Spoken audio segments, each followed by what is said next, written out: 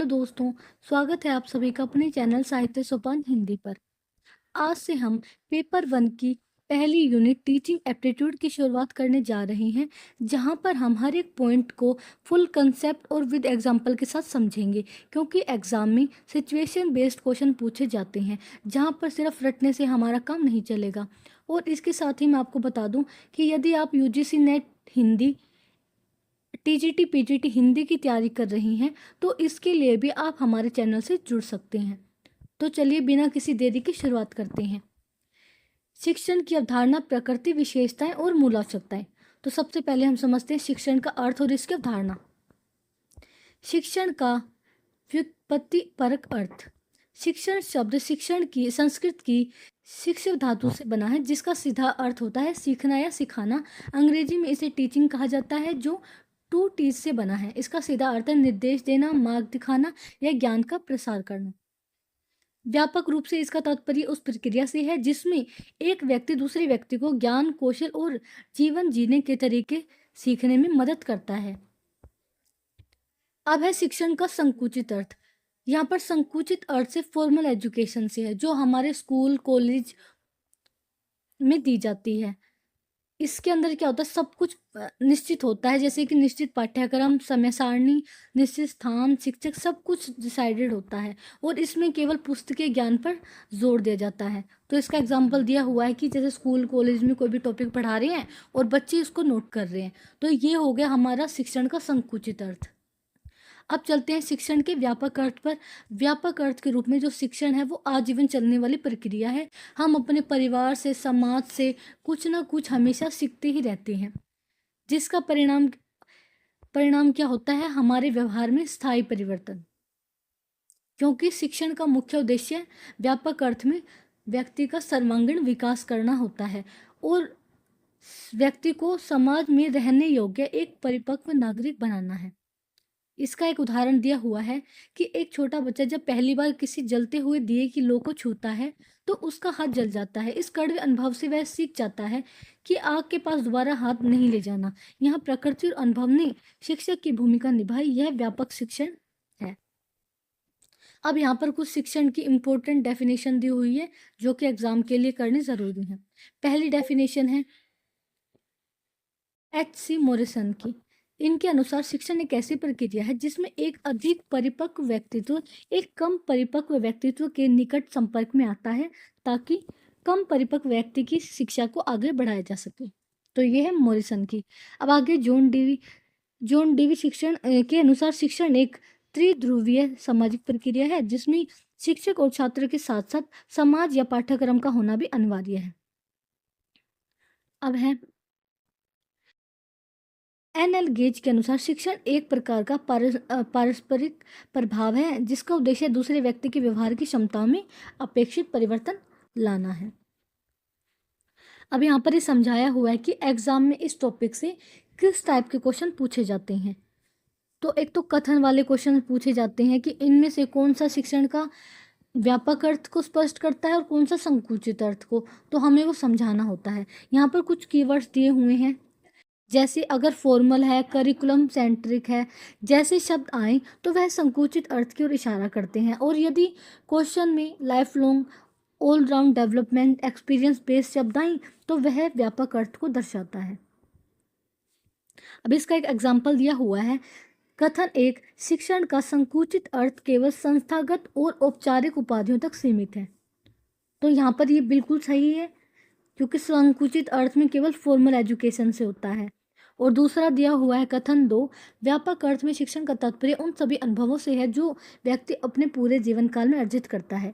तो दोस्तों यहाँ पर ये कथन भी बिल्कुल सही है। तो एग्जाम में बस इसी टाइप के क्वेश्चन इस टॉपिक से पूछे जाते हैं। अब आगे है शिक्षण की प्रकृति। शिक्षण की प्रकृति, सबसे पहला, शिक्षण एक कला और विज्ञान दोनों है। क्या हुआ है, विज्ञान के रूप में। विज्ञान का अर्थ होता है व्यवस्थित और क्रमबद्ध ज्ञान। शिक्षण भी एक विज्ञान है, क्योंकि यह पूरी तरह से योजनाबद्ध होता है। इसमें नियमों, सिद्धांतों, मनोवैज्ञानिक रणनीतियों और निश्चित शिक्षण विधियों का पालन किया जाता है। शिक्षक को पता होता है कि कक्षा में पहले क्या पढ़ाना है और बाद में क्या। इसमें शिक्षण के परिणामों का मूल्यांकन और मापन भी वैज्ञानिक तरीकों से किया जाता है। तो इस तरीके से हम कह सकते हैं कि शिक्षण एक विज्ञान है। कला के रूप में, कला का अर्थ होता है रचनात्मकता और कौशल। हर शिक्षक के पास ज्ञान तो होता है, लेकिन उस ज्ञान को छात्र के दिमाग तक कैसे पहुंचाना है, यह एक कला है। शिक्षक अपने हाव भाव, आवाज के उतार चढ़ाव, चुटकुलों, कहानियों और उदाहरणों के माध्यम से नीरस विषय को भी आकर्षक बना देता है। एक ही विषय को दो अलग अलग शिक्षक अपने व्यक्तिगत कौशल के कारण बिल्कुल अलग तरीके से पढ़ाते हैं। तो इस तरह हम कह सकते हैं कि शिक्षण एक कला है। अब शिक्षण एक अंतःक्रियात्मक प्रक्रिया है। शिक्षण, यहाँ पर इसके दो पॉइंट हैं कि द्विमार्गी संचार होता है, कि शिक्षण कभी भी एक तरफा या मौन नहीं हो सकता। यहाँ पर दोनों के बीच एक जीवंत अंतःक्रिया होती है, यानी टीचर और स्टूडेंट के बीच में इंटरेक्शन होता है। अब सक्रिय भागीदारी, इसका मतलब होता है कि शिक्षण प्रक्रिया के अंदर टीचर तो एक्टिव होता ही है, उसके साथ स्टूडेंट भी एक्टिव होता है, क्योंकि जब स्टूडेंट एक्टिव होगा तभी शिक्षण प्रक्रिया प्रभावी बन पाएगी। अब है शिक्षण एक ये तो दोबारा से आ गया गलती से। अब है शिक्षण एक सामाजिक और भाषाई प्रक्रिया। सामाजिक स्वरूप ऐसा है क्योंकि शिक्षण प्रक्रिया के दौरान हमारे समाज के मूल्यों, आवश्यकताओं और संस्कृति को ध्यान में रखा जाता है। समाज को ध्यान में रखकर ही शिक्षण प्रक्रिया को संपन्न किया जाता है, क्योंकि शिक्षा का मुख्य उद्देश्य व्यक्ति को समाज का एक जिम्मेदार और परिपक्व नागरिक बनाना है। तो इसलिए यहाँ पर समाज के नियमों, आवश्यकताओं को ध्यान रखा जाता है और शिक्षण एक सामाजिक प्रक्रिया बन जाती है। अब है भाषा प्रक्रिया, कि शिक्षण के लिए, संचार के लिए भाषाई माध्यम का होना जरूरी होता है। बिना माध्यम के हम शिक्षण प्रक्रिया की कल्पना नहीं कर सकते। अब है शिक्षण एक विकासात्मक और सुधारात्मक प्रक्रिया है। यहाँ पर है त्रिआयामी विकास। शिक्षण का मुख्य कार्य छात्र के व्यवहार में सकारात्मक परिवर्तन लाना है। यह छात्र के तीन मुख्य पक्षों का विकास करता है। पहला पक्ष है ज्ञानात्मक, जिसमें बुद्धि और ज्ञान को बढ़ाना है। भावात्मक यानी नैतिक मूल्यों, भावनाओं, दृष्टिकोण को सुधारना है। क्रियात्मक पक्ष यानी शारीरिक कौशलों और कार्य करने की क्षमता को विकसित करना है। तो इस प्रकार शिक्षण प्रक्रिया एक छात्र का विकास करती है। अब है कमियों का उपचार। यहाँ पे कमियों का उपचार है, यानी इसके अंतर्गत शिक्षक पहले छात्र के सीखने में आ रही दिक्कतों को पहचानता है और फिर शिक्षण विधियों को बदलकर उन कमियों को दूर करता है। जब टीचर ये पहचानता है कि दिक्कत कहाँ पर है, बच्चे को क्या समझ में नहीं आ रहा, क्या दिक्कत हो गई, तो ये होता है निदानात्मक कार्य। लेकिन जब उन दिक्कतों को दूर करने का प्रयास किया जाता है तो वो होता है उपचारात्मक कार्य। अब है शिक्षण एक सोउद्देश्य और योजनाबद्ध प्रक्रिया है। यहाँ पर सोउद्देश्य का मतलब होता है कि शिक्षण प्रक्रिया किसी न किसी लक्ष्य को आधार बनाकर ही की जाती है। बिना लक्ष्य के हम शिक्षण प्रक्रिया की कल्पना कर ही नहीं सकते। अब है योजनाबद्ध प्रक्रिया। योजनाबद्ध प्रक्रिया इसलिए है क्योंकि इसके अंदर पाठ्यक्रम का विश्लेषण, समय का प्रबंधन और सहायक सामग्री का चयन पहले से ही एक व्यवस्थित योजना के तहत किया जाता है। यानी एक टीचर होता है, वो क्लास में आने से पहले सब कुछ डिसाइड कर लेता है कि आज मुझे कक्षा में क्या पढ़ाना है, किस सहायक सामग्री का यूज करना है, किस उद्देश्य की प्राप्ति करनी है। तो सब कुछ टीचर पहले से ही तैयार करके आता है कक्षा में। अब है शिक्षण एक गतिशील और परिवर्तनशील प्रक्रिया है। गतिशीलता का मतलब है कि जो लचीलापन। शिक्षण कोई रूढ़िवादी जड़ प्रक्रिया नहीं है जो हमेशा एक जैसी रहे। समय, समाज, तकनीक और छात्रों के मानसिक स्तर के अनुसार शिक्षण की विधियों में लगातार बदलाव आता रहता है। यहाँ पर गतिशीलता से मतलब है लचीलेपन से, समय के अनुसार बदलाव करने से है। जैसे कि पहले पारंपरिक ब्लैक बोर्ड पर पढ़ाना मुख्य विधि थी, लेकिन आज के तकनीकी युग में डिजिटल बोर्ड, पीपीटी और ऑनलाइन शिक्षण इसका हिस्सा बन चुके हैं। अभी यहाँ पर एग्जाम्पल दिया हुआ है कि कला और विज्ञान कि शिक्षण कला और विज्ञान कैसे है। तो यहाँ पर इसका एग्जाम्पल दिया हुआ है। एक गणित का शिक्षक कक्षा में प्रवेश करता है, वह सबसे पहले बोर्ड पर व्यवस्थित तरीके से त्रिकोणमिति यानी ट्रिगोनोमेट्री के सूत्र लिखता है और उन्हें क्रमानुसार सिद्ध करता है। यह शिक्षण का एक वैज्ञानिक रूप है। लेकिन जब छात्र सूत्रों से उबने लगते हैं तो शिक्षक एक मजेदार कहानी सुनाता है कि कैसे प्राचीन काल में नाविक समुद्र में तारों की दिशा और पहाड़ों की ऊंचाई मापने के लिए इस गणित का उपयोग करते थे। कहानी सुनते ही छात्रों की रुचि जाग जाती है। यह शिक्षण का एक कलात्मक रूप है, यानी टीचर ने अपनी स्किल के द्वारा किसी बोरिंग विषय को इंटरेस्टिंग बना दिया। अब यहाँ पर ये अंतःक्रियात्मक का उदाहरण दिया हुआ है कि यदि एक शिक्षक कक्षा में आता है, अपनी डायरी से एक लंबा निबंध लगातार पढ़ाता जाता है और बिना छात्रों की तरफ देखे या बिना कोई प्रश्न पूछे घंटी बजने पर चला जाता है, तो यह शिक्षण की प्रकृति के खिलाफ है। इसके विपरीत यदि एक शिक्षक एक लाइन पढ़ाता है, फिर छात्रों से पूछता है कि इस पंक्ति में आपकी क्या राय है और छात्र उसका उत्तर देते हैं, तो यह वास्तविक अंतःक्रियात्मक शिक्षण है। अब दिया हुआ है कि एग्जाम में इस टॉपिक से किस तरह से क्वेश्चन पूछे जाते हैं। जैसे परीक्षा में विकल्प इस तरह दिए जाते हैं कि शिक्षण केवल एक विज्ञान है, एक स्थिर प्रक्रिया है। आपको पहचानना होता है कि कौन सा कथन सत्य है और कौन सा सही असत्य है। अब यहाँ पर कुछ कीवर्ड्स दिए हुए हैं कि शिक्षण हमेशा कला और विज्ञान दोनों होगा, यह गतिशील होगा, स्थिर कभी नहीं होगा, यह एक अंतःक्रियात्मक होगा, एक तरफा कभी नहीं होगा। अब है शिक्षण की विशेषताएं। पहली विशेषता वांछित सूचनाएं प्रदान करना, यानी कि ज्ञान का प्रसार करना। शिक्षण की विशेषता यह है कि वह छात्रों को उनके विषय जीवन से जुड़ी आवश्यक व मूल्यवान जानकारियां प्रदान करता है। अब चयनित ज्ञान। शिक्षण हर तरह की फालतू सूचनाएं छात्रों पर नहीं थोपता, बल्कि केवल वही ज्ञान चुनकर देता है जो छात्रों के मानसिक स्तर और पाठ्यक्रम के अनुकूल हो।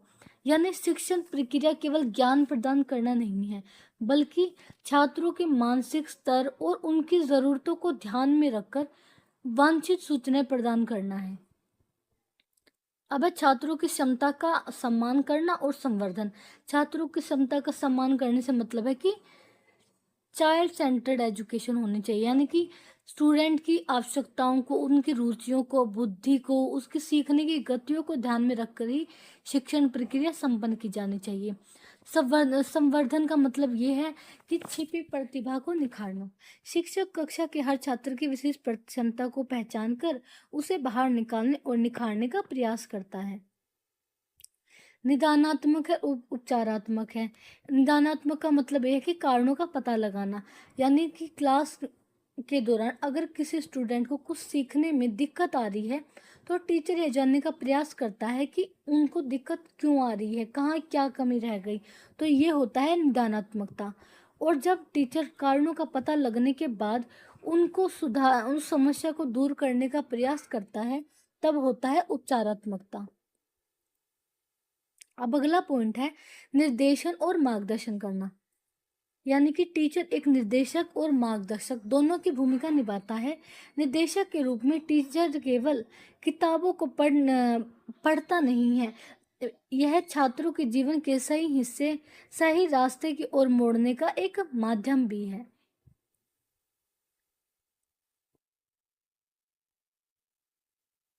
यानी यहाँ पर बताया गया शिक्षण केवल किताबों को पढ़ना नहीं है, बल्कि छात्रों को सही रास्ता दिखाना है। स्वयं सीखने के योग्य बनाना। शिक्षक छात्र की उंगली पकड़कर उसे जीवन भर नहीं चलाता, बल्कि उसे इस योग्य बनाता है कि वह भविष्य में अपने निर्णय खुद ले सके और अपना मार्गदर्शन स्वयं कर सके। अब है प्रेरणादायक और सहानुभूतिपूर्ण होना। प्रेरणादायक का मतलब यह है कि शिक्षण प्रक्रिया में छात्रों को सीखने के लिए मोटिवेट किया जाता है, क्योंकि अगर स्टूडेंट मोटिवेट नहीं होंगे तो वो ज्ञान को नहीं सीख सकते। अब है दयालुता और समझ। शिक्षण के दौरान शिक्षक का व्यवहार छात्रों के प्रति कठोर या डरावना नहीं होना चाहिए। शिक्षक को सहानुभूति और समानुभूति के साथ छात्रों की भावनाओं को समझना चाहिए, ताकि वे बिना डरे प्रश्न को पूछ सके। अब है प्रजातांत्रिक और प्रगतिशील होना। प्रजातांत्रिक का मतलब है कि समानता का अधिकार। हर छात्र को अपनी बात रखने, प्रश्न पूछने और असहमति जताने का पूरा अधिकार होना चाहिए। और प्रगतिशील का मतलब है कि रूढ़िवादिता का विरोध। प्रगतिशील होने का अर्थ है कि शिक्षण छात्रों को अंधविश्वासों से दूर ले जाता है, उनके भीतर वैज्ञानिक दृष्टिकोण व आधुनिक प्रगतिशील विचारों का विकास करता है। अभी इसका व्यवहारिक उदाहरण दिया हुआ है, ये तो हम समझ चुके हैं। एक दिए उसका उदाहरण समझ लेते हैं, प्रजातांत्रिक शिक्षण का उदाहरण। यदि एक छात्र इतिहास की क्लास में खड़ा होकर कहता है कि सर, किताब में लिखी इस घटना से मैं असहमत हूँ क्योंकि मैंने इसके विपरीत एक अन्य प्रामाणिक स्रोत में पढ़ा है, और शिक्षक उसे डांट कर बैठाने की बजाय उसकी बात को ध्यान से सुनते हैं और उस पर चर्चा करते हैं, तो यह प्रजातांत्रिक शिक्षण की विशेषता को दर्शाता है। अब यहाँ पर बताया हुआ है कि एग्जाम में इस टॉपिक से किस तरह के सवाल पूछे जाते हैं। जैसे परीक्षा में निदान और उपचार शब्दों को आपस में बदल दिया जाता है। जैसे कथन में लिख दिया जाएगा, उपचार का अर्थ छात्र के पिछड़ेपन के कारणों को ढूंढना है, जबकि ये स्टेटमेंट बिल्कुल गलत है, क्योंकि उपचार का मतलब होता है समस्याओं को ढूंढकर उनका समाधान करना, और निर्दान का मतलब होता है कारणों को पहचानना। तो इसी तरह से एग्जाम में स्टेटमेंट देके कंफ्यूज किया जाता है। करते हैं शिक्षण के चरों के बारे में। तो शिक्षण के 3 मुख्य चर हैं। प्रसिद्ध शिक्षा शास्त्री एडवर्ड अमाश और जॉन डीवी के अनुसार शिक्षण प्रक्रिया में 3 प्रमुख स्तंभ या चर होते हैं, जिनके कार्य और अधिकार क्षेत्र बिल्कुल अलग होते हैं। तो सबसे पहला चर है स्वतंत्र चर, यानी टीचर।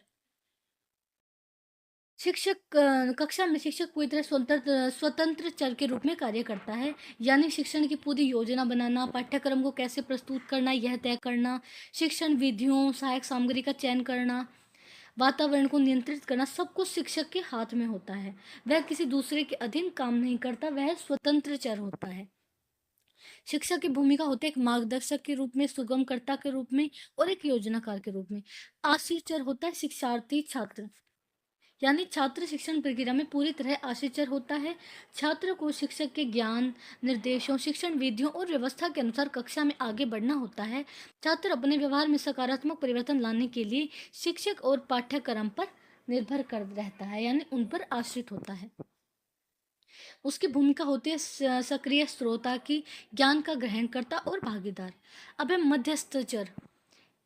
शिक्षक और छात्र को आपस में जोड़ने वाली कड़ी को मध्यस्थ चर कहा जाता है। इसके अंतर्गत विद्यालय का पाठ्यक्रम, पाठ्यपुस्तकें, शिक्षण विधियां, ब्लैक बोर्ड, स्मार्ट बोर्ड, दृश्य श्रव्य सामग्री, कक्षा का भौतिक वातावरण, ये सब आते हैं। यह वह माध्यम है जिसके सहारे शिक्षक छात्र को ज्ञान प्रदान करता है। अब ये तीनों चर मिलकर 3 कार्य करते हैं। पहला कार्य निदानात्मक कार्य, यानी कि समस्या को पहचानना। उपचारात्मक कार्य, उपचार करना समस्या का।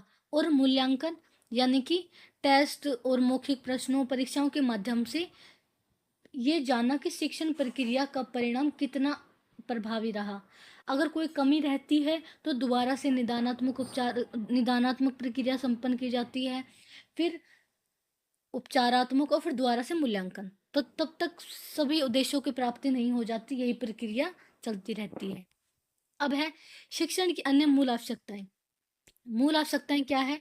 उपयुक्त वातावरण, यानी कक्षा का जो वातावरण है शांत, हवादार, प्रकाश युक्त होना चाहिए। शिक्षण के प्रति व्यावसायिक प्रतिबद्धता, यानी शिक्षक को अपने विषय का पूर्ण ज्ञान होना चाहिए, उनके भीतर छात्रों को सिखाने की इच्छा होनी चाहिए। अगली आवश्यकता है छात्रों की सीखने की इच्छा, यानी कि स्टूडेंट में सीखने के लिए तत्पर होने चाहिए। अगर स्टूडेंट सीखना ही नहीं चाहेंगे तो वो किसी भी चीज़ को नहीं सीख सकते। उनका मोटिवेटेड होना बहुत ज़रूरी है। अब यहाँ पर एक व्यवहारिक उदाहरण दिया हुआ है। एक डिजिटल कक्षा में शिक्षक भारतीय संविधान की प्रस्तावना पढ़ा रहे हैं। यहाँ जो शिक्षक पढ़ा रहे हैं वे स्वतंत्र चर हैं, क्योंकि वे अपनी इच्छा से उदाहरण चुन रहे हैं। कंप्यूटर स्क्रीन के सामने बैठे पढ़ रहे छात्र आश्रित चर हैं, क्योंकि वे शिक्षक के निर्देशों का पालन कर रहे हैं। भारतीय संविधान का वह पाठ, यानी जूम, यूट्यूब ऐप और शिक्षक द्वारा इस्तेमाल किया गया डिजिटल पेन, ये मध्यस्थ चर हैं, यानी जो दोनों को जोड़ने का कार्य करते हैं।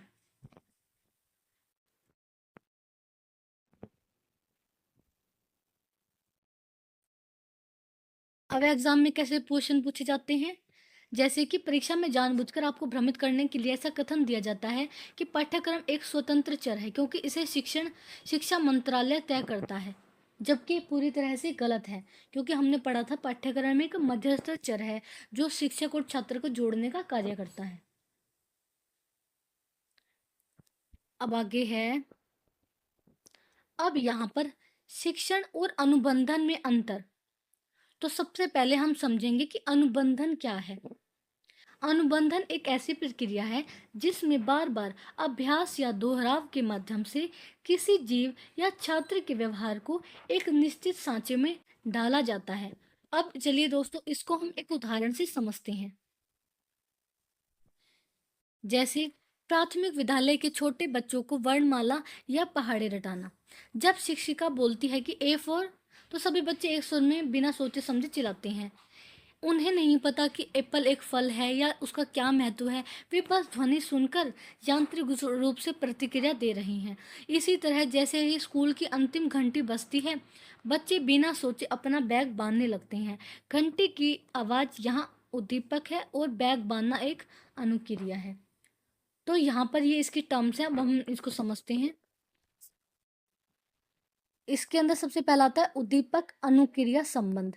इसमें एक कृत्रिम उद्दीपक होता है, जैसे घंटी की आवाज या कोई इनाम या दंड देना के प्रति छात्र के दिमाग को इस तरह अभ्यस्त कर दिया जाता है कि वह बिना सोचे समझे एक निश्चित प्रतिक्रिया देने लगता है। जैसे स्कूल में जब अंतिम घंटी बजती है तो ये एक घंटी बजना यहाँ पर एक उद्दीपक का काम करता है। और जैसे ही बच्चे ने घंटी की आवाज़ सुनी वो बैग पैक करने लगता है, यानी वो यहाँ पर एक एक्शन करता है, अनुक्रिया करता है बैग पैक करने की।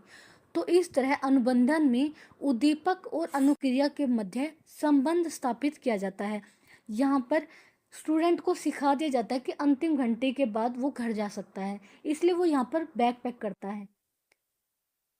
इसका वैज्ञानिक आधार है, यह मुख्य रूप से व्यवहारवादी मनोवैज्ञानिकों के सिद्धांतों पर आधारित है। इसमें छात्र का बुद्धि स्तर, चिंतन या तर्क क्षमता बिल्कुल शून्य होती है। जैसे बच्चों को जब स्टार्टिंग में टेबल याद कराए जाते हैं तो वो उनको कोई नॉलेज नहीं होती, वो सिर्फ जैसे टीचर बोल रहे हैं उसको सिर्फ रटने लग जाते हैं बिना किसी अपनी बुद्धि का इस्तेमाल किए। अब यहाँ पर शिक्षण बनाम अनुबंधन के मध्य अंतर बताया गया है। सबसे पहला अंतर है उद्देश्य के आधार पर। इसका उद्देश्य है, शिक्षण का उद्देश्य छात्र की बुद्धि, तर्क क्षमता, नैतिकता और संपूर्ण व्यक्तित्व को निखारना है, जबकि अनुबंधन का एकमात्र उद्देश्य छात्र के व्यवहार में एक विशिष्ट सुधार लाना है या कोई निश्चित निश्चित यांत्रिक आदत डालना है। अब चिंतन और बुद्धि के आधार पर शिक्षण एक उच्चतम बौद्धिक स्तर पर काम करता है, यानी यहाँ पर छात्र को अपनी बुद्धि से सही गलत का निर्णय लेने और समस्याओं को सुलझाने के योग्य बनाया जाता है। ये अनुबंधन यह निम्नतम बौद्धिक स्तर पर काम करता है, इसमें केवल रटने और अंधानुकरण पर जोर होता है, जहाँ सोचने की आज़ादी नहीं होती है। यहाँ पर टीचर ने या किसी ने भी जो कह दिया, सामने वाला बिना कुछ सोचे समझे उसको फॉलो करता है या किसी भी कंसेप्ट को सिर्फ रटता है बिना उसके कंसेप्ट को समझे। अब है लचीलेपन और प्रक्रिया के आधार पर। शिक्षण एक अत्यधिक लचीला और द्विमार्गी होता है। छात्र शिक्षक से सवाल पूछ सकता है और अपनी असहमति भी जता सकता है और समय के अनुसार इसमें गतिशीलता भी होती है, जबकि अनुबंधन एक अत्यधिक कठोर और एकमार्गी होता है। छात्र को दिए गए निर्देशों को बिना किसी बदलाव के हूबहू दोहराना होता है। अब ये उदाहरण तो हम कर चुके हैं। अब एक कीवर्ड्स दिए हुए हैं। जब भी आपको हैबिट फॉर्मेशन, बिहेवियर मॉडिफिकेशन जैसे शब्द या रिपीटेशन जैसे शब्द दिखे तो आंख बंद करके समझ जाना कि ये एक कंडीशनिंग है, अनुबंधन की बात हो रही है यहाँ पे। अब है शिक्षण और प्रशिक्षण में अंतर। अब हम सबसे पहले समझते हैं कि प्रशिक्षण क्या है। प्रशिक्षण एक ऐसी व्यवहारिक प्रक्रिया है जिसके द्वारा किसी व्यक्ति को एक विशेष कार्य, व्यवसाय, शिल्प या खेल में निपुण बनाया जाता है। इसमें सैद्धांतिक ज्ञान के बजाय व्यवहारिक अभ्यास और करके सीखने पर सबसे ज़्यादा जोर दिया जाता है। इसको हम एक उदाहरण से समझ सकते हैं। जैसे जब बीएड का कोर्स होता है, उसमें माइक्रो टीचिंग सिखाया जाता है। उसमें सिखाया जाता है कि कैसे आपको ब्लैक बोर्ड के सामने खड़े होना है, कैसे आपको चॉक पकड़ना है, कैसे बच्चों से इंटरेक्शन रखना है, ये सब सिखाया जाता है। तो यहाँ पर ये बच्चों को स्किल सिखाई जाती है कि शिक्षण प्रक्रिया को कैसे करना है। तो यहाँ पर बच्चों को प्रैक्टिकल नॉलेज दी जाती है, तो उसे ही हम प्रशिक्षण कहते हैं। मेरा प्रशिक्षण का दायरा किसी एक विशिष्ट काम या मशीन को चलाने तक ही सीमित होता है। इसका उद्देश्य छात्रों को किसी काम के लिए पूरी तरह से बस तैयार करना होता है। इसमें मध्यम स्तर की बुद्धि का उपयोग होता है, जहाँ ध्यान केवल इस बात पर होता है कि इस कार्य को बिना किसी गलती के स्टेप बाय स्टेप कैसे पूरा करना है। अब यहाँ पर टीचिंग और ट्रेनिंग में अंतर दिए हुए हैं। पहला अंतर है क्षेत्र और गहराई के आधार पर। शिक्षण का क्षेत्र व्यापक होता है, इसमें छात्र के दिमाग को खोला जाता है, उनके सोचने की क्षमता को बढ़ाया जाता है, विविध क्षेत्रों के लिए तैयार किया जाता है।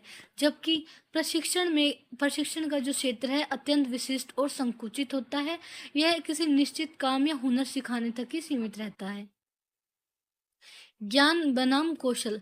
शिक्षण मुख्य रूप से ज्ञान, समझ और सिद्धांतों के हस्तांतरण पर ध्यान केंद्रित करता है, जबकि प्रशिक्षण में कौशल, आदतों, कार्यक्षमता और दक्षता को निखारने पर ध्यान केंद्रित किया जाता है।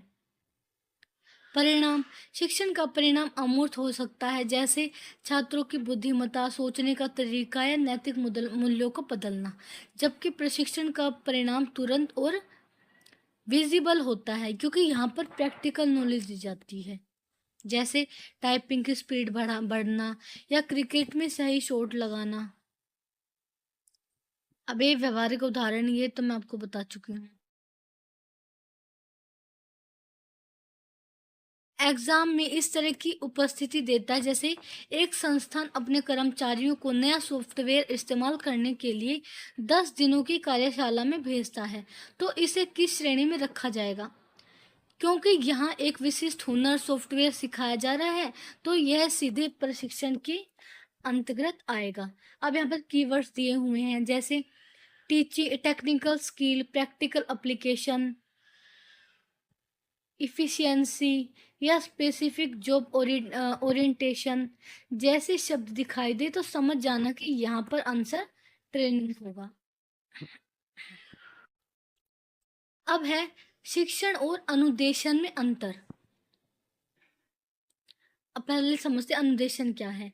अनुदेशन एक ऐसी औपचारिक प्रक्रिया है जिसमें किसी निश्चित विषय या कार्य के बारे में व्यवस्थित तथ्य, ज्ञान, नियम या दिशा निर्देश छात्रों को दिए जाते हैं। तो चलिए आप इसको हम एक एग्जांपल से समझते हैं।